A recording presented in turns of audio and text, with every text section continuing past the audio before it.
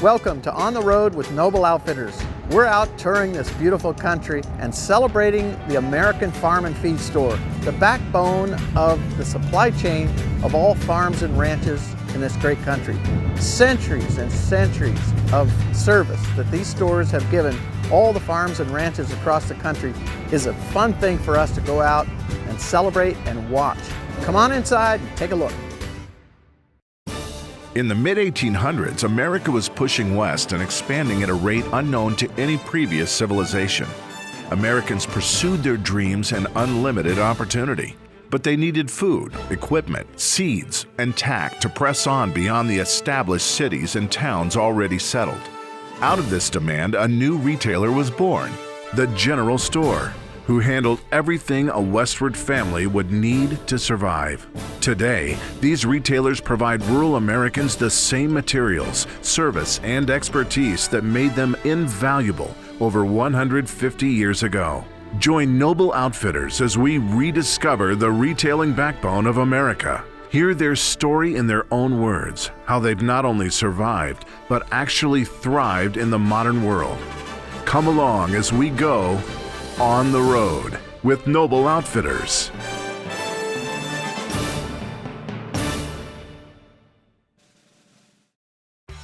I'd like to introduce you this morning to Diana Gracie. Diana is one of the managers here. Hello. Good morning. Good morning. Thank you for your hospitality. Thank you, sir. This store is amazing. Show us what you've got here. We've got, probably close to 2,000 saddles. We do a tremendous amount of business in new saddles. We trade saddles, everything we can to accommodate the horsemen and rigging up their horses. Is there really, there's that many different saddles, or there's just that many different types of saddles, or different reasons for saddles that you'd need that kind of inventory? There truly is, and I tell you what, I've got Jeff Hartong here this morning, one of our head saddle salesmen. How are you, sir? How are you doing, buddy? Wonderful. Good to see you. So, tell me a little bit about the saddle inventory. This is kind of crazy. We've got them all. You got to have them. If you don't have them, then you can't sell them. Yeah. So our goal is to just have something for everybody. It's kind of interesting because the saddle is, if you think about it, the horse used to be the car, right? So, the old saddle shop was almost like the car repair shop, you know? It was. When you went to get a saddle, you went to get, equipment for your vehicle, which was the horse. And so the saddle shop, the tack shop in this country was always, it's just part of the fiber of the country. Exactly. And to still see that, and to still see those supplies, whether it's saddles or tack or feed, or, you also do repairs on saddles. Exactly. We can handle it all. We like to celebrate the American Farm and Feed Store because if you think about it, they're the supply chain for the farm and ranch around this great country. They employ local people, they support the local farms and the local ranches, and it's part of the fiber of America. And so we like to celebrate that by going out and showing these stores to all the people around the country. And also we like to thank the consumer for their support of the local mom and pop store. Sure. That helps keep the small business alive in America. So thank you for your hospitality here today, and we'll just keep walking around seeing what else you got here. One of the really neat things here in Teskeys is we've got a roping floor so that the cowboys and cowgirls can come on in here, and throughout the day this will be packed with people. We have used ropes for them to practice. They can uncoil a new rope and we allow them to swing it just a couple of times just to protect the integrity of the new ropes. But this is a just exciting place where they can all be here, and there will be 6 or 8 guys and gals roping in here. And is there somebody to show people how to throw the rope? Yes, I've got a young man, Brendan, over here. Wave, say hi. Come on here, Brendan. I'm Dan Costa. How are you? That's a nice My pleasure, sir. Yes. So you like to teach people how to rope here? Oh, well, I'll help them if they ask for help. You think you can teach me how to rope? Yeah, probably. All right. Well, hey, we're going to give it a shot. Okay. Start it. Get your hand like that. Yeah, okay. There you go. Okay, now twist your wrist over this way. There you go. Now you want your wrist to be all the way like that, right there. And then bring it off and back around. There you go. Yeah, that's it right there. You gotta twist your wrist over a little bit more. You got to actually throw the rope back in Kinda, there. yeah. But see, it always like right comes. there, you didn't twist your wrist all the way around, so it came back and your wrist was all funky. Okay, I'm roping myself. Try and mimic my wrist.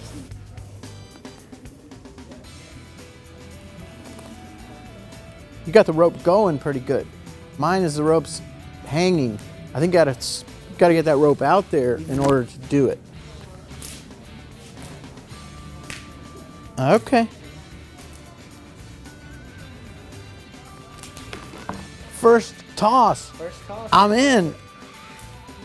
Thank you for making me a cowboy, huh? You're welcome. Because typically back home, when I wear my hat, they say, all hat, no cattle, because I'm not really a cowboy. yes, sir. But now I think I'm a cowboy because you taught me how to rope. I made it. I hit it. Okay. Thank you, buddy. So, interesting about the roping is that we were having a product development meeting and the rope glove came up about how to make a better roping glove. And we went to the glove manufacturer and we said we need a roping glove, and we telling them how we wanted it made. And then they said, okay, well, how many pair do you want? And we said, no, we don't. They don't come in pairs. It's just one glove. And the glove manufacturer couldn't believe it. They said, well, we've never made a glove. We always made two gloves.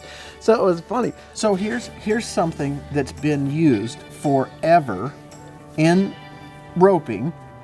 Very And now it's changed Yep. and made better. So that's our job. That's what we're supposed to do for you, Yep. is to take a product that is a basic product, an everyday product, and make it better than ever before so that you can create new sales. Thank you very much for taking some time You are today. very welcome. Showing us around. This is an amazing store, and it's just fun to see all this and to see the enthusiasm that everybody has here. I really appreciate your time. Oh, you are very welcome. Thank you very much. Thank you. Stay tuned. We've got much more of Teskeys to show you, so be right back. I've been rummaging all around Teskeys. I can tell you, you could get lost in this store. You can go upstairs, you can go into the feed department, you can go into the saddle department, you can go into the clothing area, you can go to the hat department. People would spend a lot of time in this store. I'm over here now with Heather Boardman. Hello, sir. Heather. How are you? And I just want to ask you a little bit about this boot display. I mean, this is a lot of boots. It is. I mean, how many pairs of boots do you think you have here? It's got to be thousands. At least, yeah. I mean, with the men's and the women's, yes. We're talking thousands. Yeah. I see we got the Noble boots here. Yes. How they doing? They're great. They are my most popular mud boot. And I have several kinds because we have to do several different types. Yeah. But this is the one I sell the most of. I can't keep them in stock. We like to tell people, once you try them on, you're wearing them out. Right. Yeah. We've even had people at the trade shows try the boots on. And then they just say, well, put my other shoes in the box because I'm going to wear these around the trade Absolutely. show. And it's a pair of rubber boots. Yes.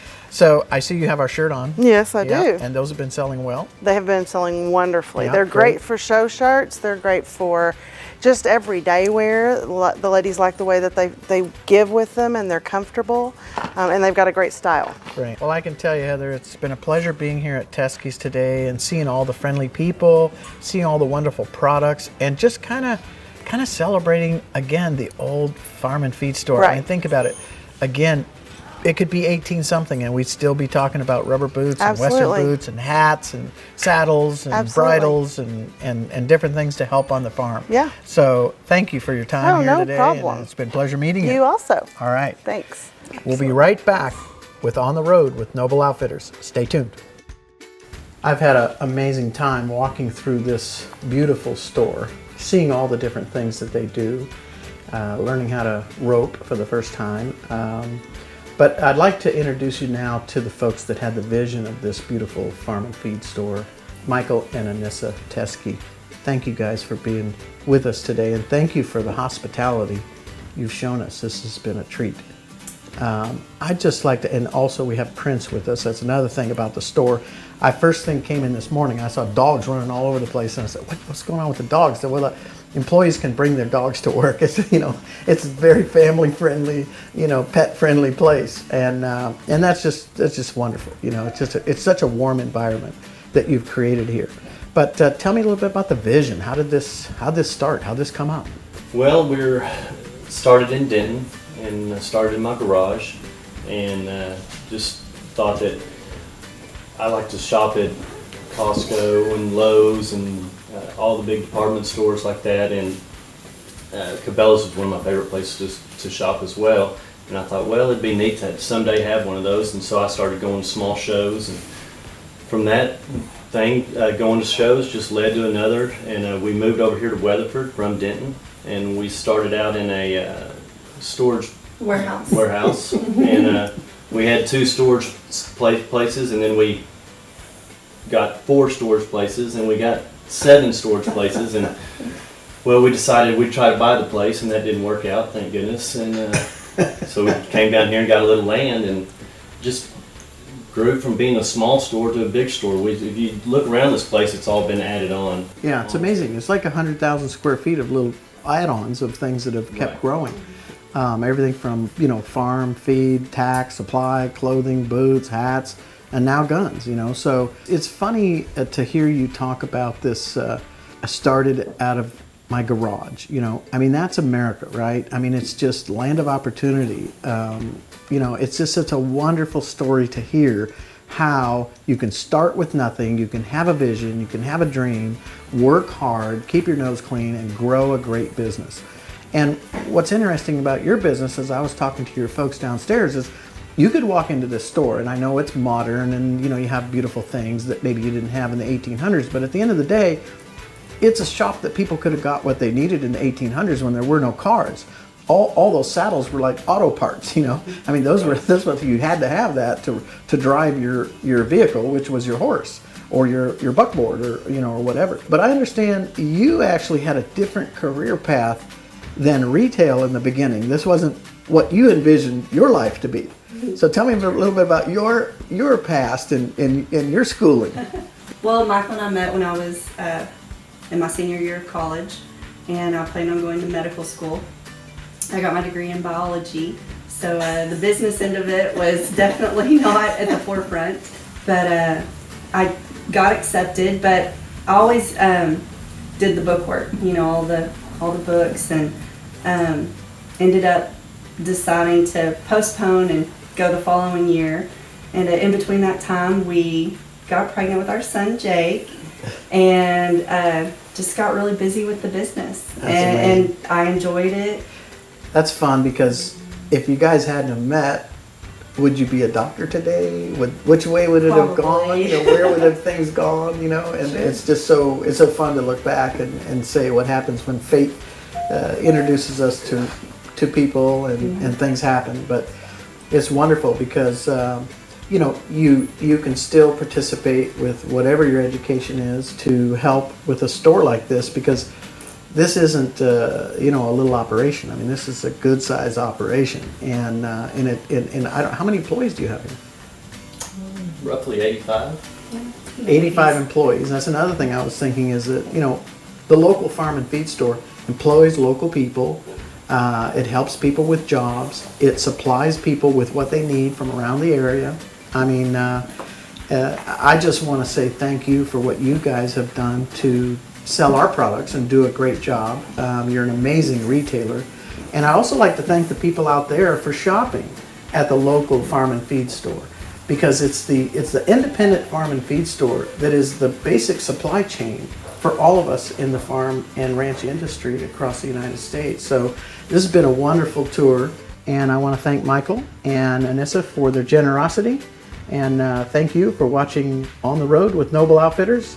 More to come. Stay tuned. You're watching On the Road with Noble Outfitters.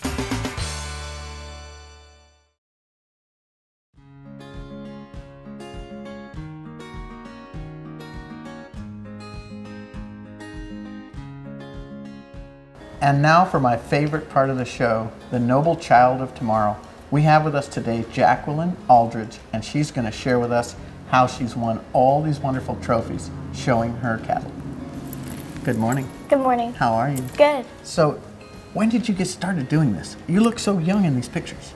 I know, I started showing when I was 8 years old, but I got into it when I was 6 because I started showing mini Herefords around at jackpots and everything, and my parents, they got me into it. Now, how old are you now?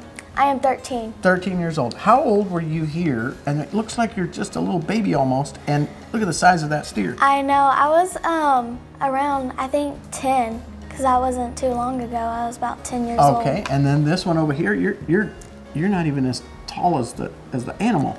I know. I used to have to stand on my tippy toes to just see the judge or look over my steer. But I was around, I think, 9. And what'd you at win that here, show. Parker County? I won reserve champion there. Amazing. Cool, great for you. You know, one of the things that I want people to understand, and I want to send a message to the kids that are out there, is that you're young. You're very young, but in your mind you're not, and in your soul you're not. You're out there working. You have taken responsibility at a very young age. Do you know that the average age of a kid going to work in the United States today is 18 years old? And that's just crazy, because could you imagine, you're only 13, you've won all these trophies, done all this stuff, taken all this responsibility, started when you're 8 years old. Can you imagine, like, you can't do anything until you get to be 18? I mean, that's 5 years from now, you know? I know. So I just appreciate that you've done this, and just, I mean, are you having fun doing this? Is that why you do it? I have a lot of fun doing this. I love to go in the show ring and see what I'm gonna win, and I just have a smile on my face when I go in and come out, even when I win or lose. I might be a little upset if I lose, but you know, I had fun doing it the whole entire time. And it's hard work. I mean, this is not easy work. Yes, what time sir. do you have to get up in the morning to take care of your animals? Around like 6 or 7, 7-ish probably. A couple hours before school, and then you got to take care of the animals, and then after school you got to dig back in and start your training. Yes, sir. So it's every day, and they don't stop. They don't take the day off, you know. Oh no. So you muck the stalls and do whatever you have to do. Yes, sir. I do. I have to clean out the barn and stuff and help with everything. And do you help around the house too? yes, sir. Yeah. So have you ever actually had a job where you got paid to do something? I helped babysit, and I watched people's animals, and I got paid doing that. See, that's perfect. I mean, why not? You could start working and start learning at such a young age. You know, I think there's 3 ways that you learn. I think you learn at home when you're a kid, and your mom and dad tell you things to do, and how to make your bed and clean things up and whatever, and be polite. You learn at school, you learn math and English and whatever, and then you learn by doing this. This is what's called work. This is discipline. This is something you have to do. You can't be late for the show. Oh no. You don't get a tardy by being late for the show. You don't Yes, get a sir. tardy by being late for work. You get fired or you don't win. So that's responsibility. It's a different thing. And I'm just glad you're here, because I would like to encourage all young kids to get out 12, 13, 14 years old, 15 at the latest, and get out there and go to work and earn a few bucks and feel good about the fact that you can do it at a young age. That's how this country was built, on hard work and working when you're young. Yes, sir. And they just, you know, gotta stay off their computers and off their phones and at least go outside and do something. You got that right. You hit the nail right on the head. Well, I can tell you something, Jacqueline. It's been a pleasure spending a few minutes with you. And I've got a little gift for you. I have a crisp $100 bill for you that I'd like for you to start a bank account. And I want you to put this in the bank, and I want you to start your bank account, and I want you to become a successful person. Thank you. One of these days, you may be the President of the United States. Maybe. Thank you. Thank you. It's been great talking to Jacqueline and getting to know her. Stay tuned for more of On the Road with Noble Outfitters.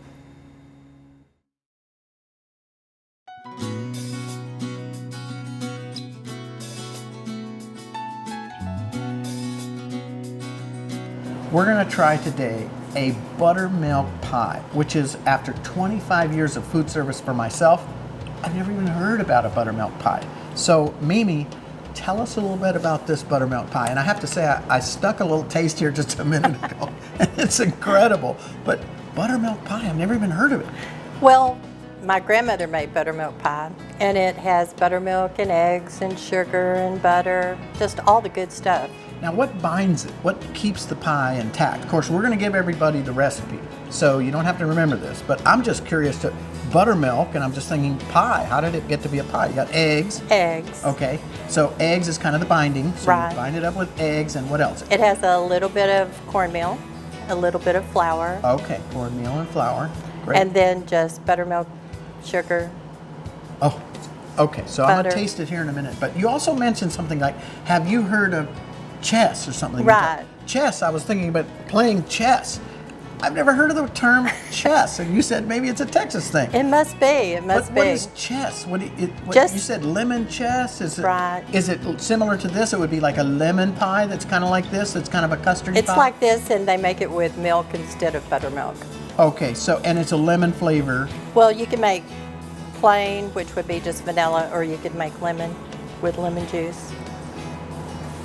I mean, that's incredible. And you know, sometimes I think recipes from my own learning, recipes in the day sometimes came from what did you have left? What did you have that you could make something out of at home when times were tough? True. Yeah, you did, and the store wasn't around the corner. You know, that's like this American farm store that we're visiting. They weren't next door. You had to drive to them. You know, so if you had some things at home and you had to put some things together and make something, that's probably where something like this came from. And, Probably. And sometimes that's the best recipes, when you have to make something out of nothing and make it taste good. Yes, that's true. So whose recipe was this in the beginning? You said your mom's? My grandmother's. Your grandmother's. So this pie's being made for 100 years. Yes. That's incredible. Well, I can tell you something. This is a fantastic pie. You all are going to get the recipe. All you got to do is go to nobleoutfitters.com/RFDTV, and you'll get all the recipes for the recipe of the week at Noble Outfitters on the road. So I can't thank you enough for being here with us today, sharing your recipe, fixing me some pie, and showing us some hospitality. You're welcome. Thank Come you. back anytime. Thank you very much. And one more quick thing I got to ask you. Okay. Tell me a little bit about the special relationship you have with someone here at Teskeys. Oh, well, my daughter and son-in-law own the store, and my son works here, and my whole family's here just about. That's wonderful. Yeah. Wonderful. Well, thank you again, Thank you. and we'll see you again. Okay, thank Take you. care. Thank you again for watching. And if you're ever near Weatherford, Texas, you've got to pop into Teskeys and spend some time. It is a beautiful store. Join us next week when we visit another one of America's farm and feed stores with On the Road with Noble Outfitters. You got the rope going pretty good. Mine is the rope's hanging. I think got to get that rope out there in order to do it. You gotta turn your wrist all the way around. I've successfully roped myself. Yeah. I mean, it's easy to rope myself. Let's try the old. Okay.